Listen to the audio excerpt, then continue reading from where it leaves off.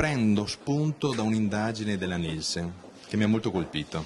Rassegnate, prive di autostima, incapaci di affrancarsi da tradizionali ruoli della società che ha sempre loro riservato.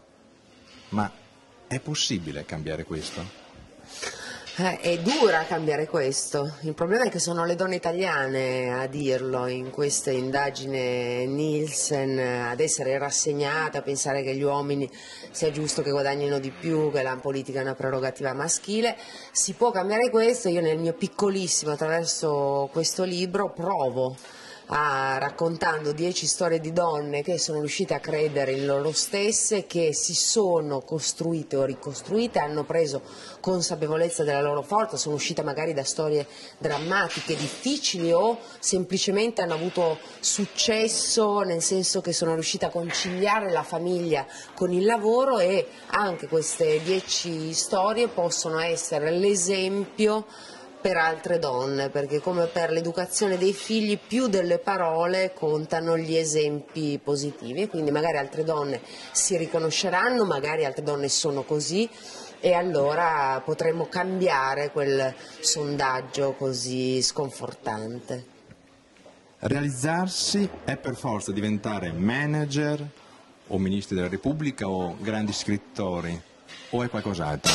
No, realizzarsi, io dico, e lo scrivo nel libro, che l'autostima più che un arrivare a è liberarsi da qualcosa, liberarsi da barriere culturali e interne che a volte le donne hanno. Non è importante il risultato, soprattutto non un certo tipo di risultati, perché i risultati appunto vengono valutati se guadagni un sacco di soldi, se hai potere. Le storie che io racconto secondo me sono dei successi straordinari, pur essendo magari appunto semplicemente la storia della dirigente d'azienda che riesce a occuparsi dei figli e del lavoro, una donna notaio che riesce a lavorare bene con il marito che guadagna meno di lei, a fare 4 figli, o storie drammatiche e difficili come la donna che esce da una storia di violenza e diventa responsabile di un centro di violenza, o esce dal carcere, dalla tossicodipendenza e riesce a rifarsi, a ricostruirsi una vita, come